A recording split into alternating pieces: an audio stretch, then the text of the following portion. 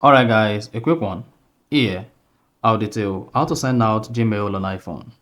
So if you want to send out your Gmail account on your iPhone, then here's a video for you. So if at the end of this you found this offer informative, please don't forget to like and then subscribe. To send out Gmail account on iPhone, all you need to do is go ahead and open the Gmail application on your iPhone. Or search for the Gmail application. Then once you open the Gmail account just like this, click on the profile icon at the top right. Click on manage account on this device.